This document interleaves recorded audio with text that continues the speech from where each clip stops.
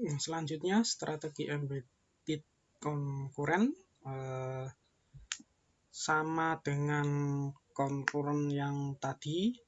Konkuren itu maksudnya tidak sekuensial, artinya penelitian ini dilakukan baik kuantitatif maupun kualitatif dilakukan dalam satu waktu. Nah, maksudnya seperti ini. Kalau di gambar ini kualitatif dan kuantitatif ada dua macam. Yang pertama kualitatif masuk dalam kuantitatif untuk kemudian dianalisis untuk dicari penemuannya. Yang kedua adalah kuantitatif dan kualitatif kemudian dianalisis untuk dijadikan penemuannya. Embedded ini maksudnya kan kalau dalam bahasa Indonesia ini maksudnya di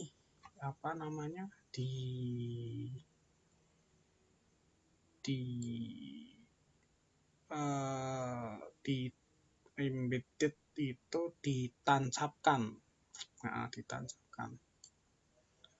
Berarti kalau pada gambar pertama ini kualitatif ditancapkan pada kuantitatif. Kalau di gambar kedua ini kuantitatif ditancapkan pada kualitatif. Oke. Maksudnya bahwa penelitian ini lebih prioritasnya lebih pada yang tertancap, bukan yang ditancapkan tetapi yang tertancapkan. Kalau di sini berarti yang proporsionalnya adalah kuantitatif, kalau di sini adalah kualitatif. Nah, nanti akan dicari analisis penemuannya. Contohnya di sini. Kemampuan berpikir kreatif matematis berdasarkan kecemasan matematika pada pembelajaran PBL berteknik Scamper. Ini lebih ke gambar yang pertama atau yang gambar yang kedua. Mungkin kalau dilihat dari sini, ini adalah pada yang gambar pertama karena kualitatifnya tidak begitu dominan daripada kuantitatif. Oke, next. Yang terakhir adalah strategi transformatif konkuren. Konkuren itu sama, berarti dilakukan dalam satu waktu. Transformatif berarti berubah-ubah. Bisa kuantitatif dilakukan dengan kualitatif, bisa kualitatif masuk dalam kuantitatif tetapi tidak seluruhnya. Nah, contohnya adalah kepemimpinan pemuda dalam program pemberdayaan masyarakat untuk meningkatkan ketahanan ekonomi keluarga.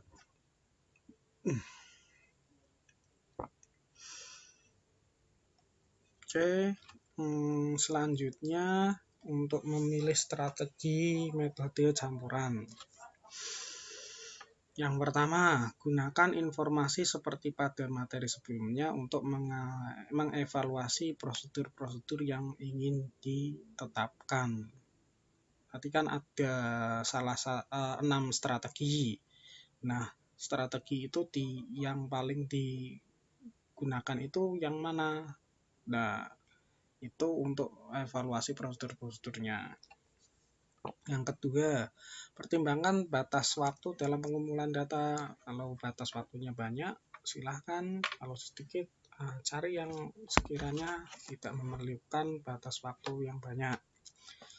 Yang ketiga, ingatlah bahwa pengumpulan data kuantitatif dan kualitatif merupakan progress reduce. Yang reduce maksudnya sama dengan yang memiliki batas waktu yang banyak, ini akan memakan waktu yang banyak. Jadi kalau ingin menggunakan strategi campuran karena ribet, ya harus memiliki waktu yang banyak. Yang keempat adalah cobalah untuk menggunakan strategi sequential explanatoris atau yang materi yang tadi adalah explanatoris sequential. Ini yang paling banyak ini. Kenapa? Karena strategi ini favorit bagi peneliti khususnya yang berpengalaman dengan kualitatif, namun memiliki potensi besar dalam penelitian kuantitatif. Nah, contohnya ya di program studi kita, pendidikan matematika. Oke, yang terakhir adalah carilah jurnal-jurnal mixed method, ya cari jurnal-jurnal baik nasional ataupun internasional. Oke.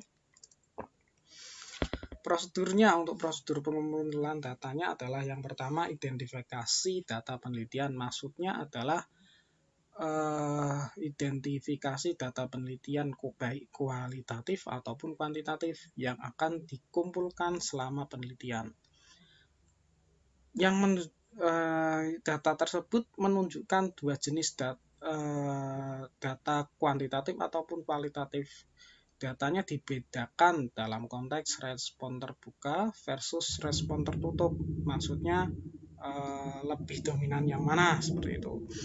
Beberapa jenis data seperti wawancara dan observasi bisa menjadi data kuantitatif ataupun kualitatif, tergantung dari seberapa kuat kualitatif atau seberapa terbukanya kualitatif atau seberapa tertutupnya kuantitatif. Maksudnya yang lebih kuat itu yang mana, kualitatif ataupun kuantitatif. Nah, nanti kan kalau kuantitatif bergelut dengan angka-angka. Kalau kualitatif lebih pada deskripsi yang detail. Nah, nanti meskipun ada akan ditemukan, nanti akan ditemukan sebuah di prosedur ini akan mengubah angka-angka ke dalam deskripsi-deskripsi yang detail, ataupun sebaliknya mengubah deskripsi-deskripsi yang detail menjadi angka-angka, karena mixed method itu melibatkan antara kualitatif dan kuantitatif ataupun kuantitatif dan kualitatif. Yang kedua adalah perhatikan metode sampel. Maksudnya adalah ketahuilah bahwa data kuantitatif sering kali dipilih dengan random sampling agar masing-masing individu memiliki kesempatan yang sama untuk diseleksi sebagai sampel.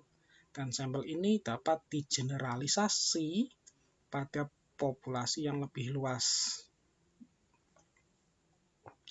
Meski demikian, sampling juga diterapkan dalam pengumpulan data kualitatif untuk memilih individu-individu yang benar-benar telah mengalami atau merasakan fenomena utama. Oke. Setelah diperhatikan model sampelnya, intinya itu adalah sampelnya itu lebih ditekankan apa sampel itu konkuren itu maksudnya adalah harus dilaksanakan kualitatif dan kuantitatif secara bersamaan atau secara sekuensial berarti artinya tahap pertama melengkapi sampel tahap yang kedua, begitu sebaliknya tahap yang kedua melengkapi tahap yang sampel yang pertama, ataupun mengkombinasikan sampelnya, dikombinasikan antara yang kuantitatif dan kualitatif, seperti itu, sesuai dengan prosedur yang tadi kita bahas, ada 6 tersebut. Oke. Yang terakhir adalah sertakan prosedur rinci dalam model visualnya. Misalnya nih, dalam strategi eksplanatoris sekuensial, prosedur-prosedurnya kan sudah jelas, terletak di bagian atas halaman, sedangkan prosedur-prosedur yang telah spesifik ditulis bagian di bawahnya.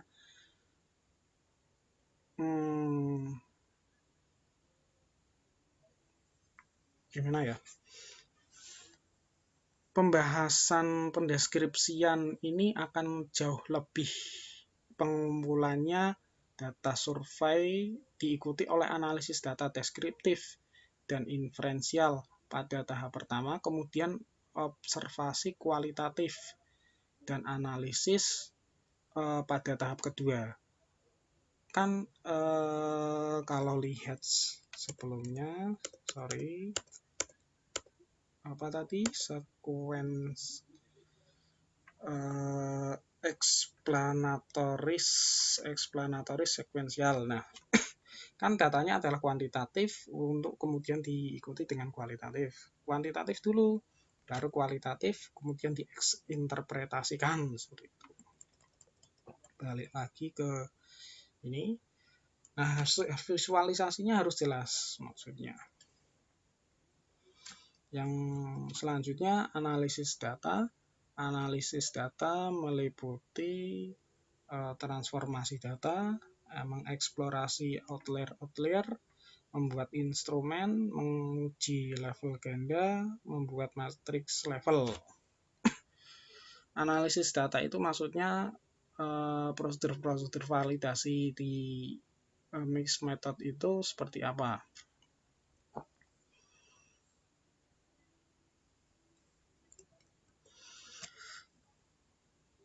Yang pertama, transformasi data. Transformasi data itu dalam strategi konkuren, peneliti bisa saja menghitung data kualitatif. Misalnya nih, peneliti membuat kode-kode dan tema-tema secara kualitatif, kemudian menghitung beberapa kali kode dan tema-tema tersebut muncul dalam satu teks.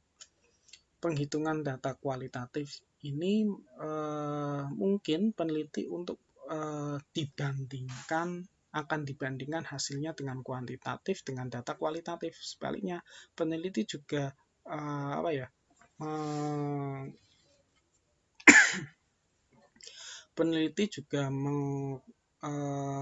menggunakan instrumen tertentu untuk membandingkan tema-tema kuantitatif terhadap kualitatif seperti itu. Transformasi data, mengubah data.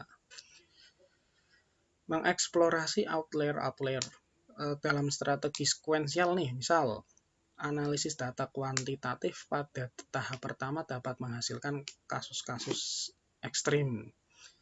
Setelah analisis, peneliti dapat menindaklanjuti dengan wawancara kualitatif tentang kasus-kasus outlier tersebut untuk memperoleh pengetahuan tentang mengapa kasus ini berbeda atau menyimpang dari status dari sampel kuantitatif yang tadi.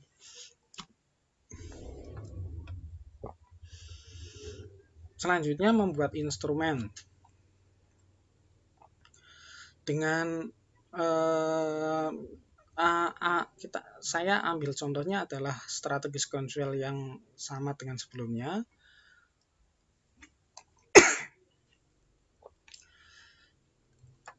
Pertama, untuk coba sebelumnya kan mengumpulkan tema-tema atau statement tertentu dari partisipan pada tahap pertama.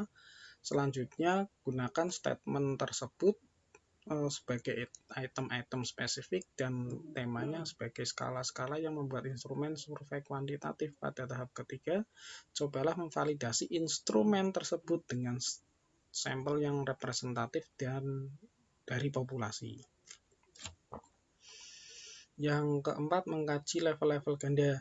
Level-level ganda itu maksudnya adalah kelompok-kelompok. Jadi untuk ini lebih tekankan pada strategi embedded konkuren yang ditancapkan tetapi dalam satu waktu.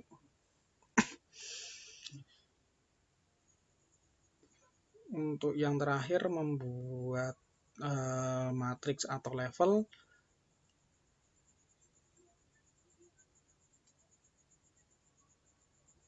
Oke.